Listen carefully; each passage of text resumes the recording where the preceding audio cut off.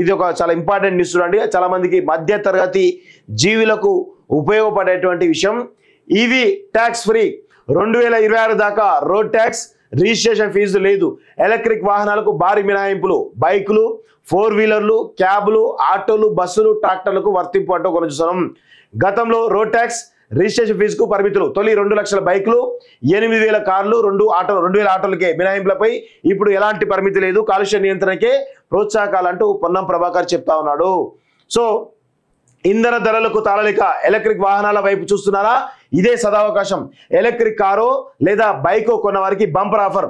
ఈవీలపై road tax registration fee మినహాయింపులను రాష్ట్ర ప్రభుత్వం ప్రకటించింది. వాహన కాలుష్యాన్ని నియంత్రించే ప్రధాన లక్ష్యంతో 2026 చివరి దాకా అన్ని రకాల ఎలక్ట్రిక్ మోటార్ వాహనాలకు రోడ్ ట్యాక్స్ రిజిస్ట్రేషన్ ఫీజు మినహాయించినట్లు రవాణా శాఖ మంత్రి పొన్నం ప్రభాకర్ తెలిపారు. ఢిల్లీలో వాహన కాలుష్యంతో ఏర్పడిన పరిణామాలను పరిగణలోకి తీసుకొని రాష్ట్రంలోని వాహన కాలుష్యాన్ని తగ్గించే లక్ష్యంతో ఈవీల వినియోగాన్ని ప్రోత్సహించేందుకు గతంలో ఉన్న పరిమితులను రద్దు చేసి మరో 2 ఏళ్ల వరకు ట్యాక్స్లను రద్దు చేసినట్లు ప్రకటించారు.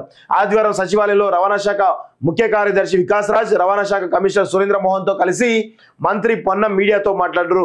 శబ్ద వాయు కాలుష్యాన్ని నిరోధించే ఎలక్ట్రిక్ ద్విచక్ర వాహనాలు, కార్లు, టాక్సీలు, క్యాబులు, ఆటో రిక్షాలు, తేలికపాటి రవాణా వాహనాలు, బస్సులకు రోడ్ ట్యాక్స్ రిజిస్ట్రేషన్ ఛార్జీలను రద్దు చేసినట్లు పేర్కొన్నారు. సో ఎప్పుడైతే మన రాష్ట్రం కావచ్చు, మన దేశంలో విపరీతమైనటువంటి కాలుష్యం పెరుగుతున్నటువంటి ఈ క్రమంలో భారతదేశానికి ఇప్పుడు ఎలక్ట్రిక్ వెహికల్ యొక్క అవసరం ఏర్పడింది. ఎందుకంటే విపరీతమైనటువంటి కాలుష్యం వల్ల ఈరోజు ఢిల్లీ లాంటి నగరాలు కానీ, ముంబై లాంటి నగరాలు కానీ ఏ విధంగా ఉన్నాయో మనందరం కూడా అర్థం చేసుకోవాలి. అక్కడ పొగమంచుతోటి కనీసం రవాణా చేయలేనటువంటి పరిస్థితి కనబడతా ఉంది. పొగమంచుతోటి, కాలుష్యంతో అక్కడ జీవన వ్యవస్థ అస్తవ్యస్తమైనటువంటి వ్యవస్థ మనందరం కూడా చూస్తూ ఉన్నాం.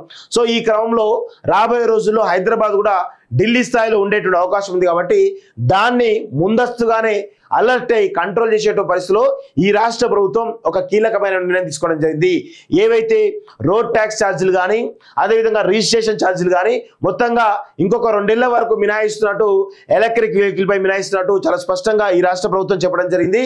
సో ఎవరైతే కార్లు కొనాలని అనుకున్న వాళ్ళు ఎవరైతే ఉన్నారో సో వాళ్ళందరూ కూడా ఎలక్ట్రిక్ వెహికల్ పైన, ఎలక్ట్రిక్ వెహికల్స్ ఉన్నాయన్నటువంటి విషయాన్ని గుర్తుపెట్టుకుంటే బాగుంటుంది. ఎందుకంటే ఎలక్ట్రిక్ వెహికల్లో ఈరోజు మీకు ఎలాంటి రవాణా ఖర్చులు ఉండవు.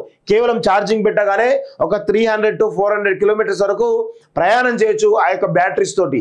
సో అందుకే ఖచ్చితంగా అందరూ కూడా చాలా ఈవీ వెహికల్స్ ఏవైతే ఉన్నాయో మీకు నచ్చినటువంటి ఈ వెహికల్స్ కొనుక్కోవాల్సిందిగా మాలాంటి వాళ్ళం కూడా మేము చెప్తా ఉన్నాం. ఎందుకంటే పర్యావరణాన్ని కాపాడుకోవాల్సినటువంటి బాధ్యత ఈరోజు ఒక సామాజిక బాధ్యత మనందరిపైన ఉంది. కాబట్టి ఎలక్ట్రిక్ వెహికల్స్ వాడాలని చెప్పేసి కూడా మేము కోరుతా ఉన్నాం.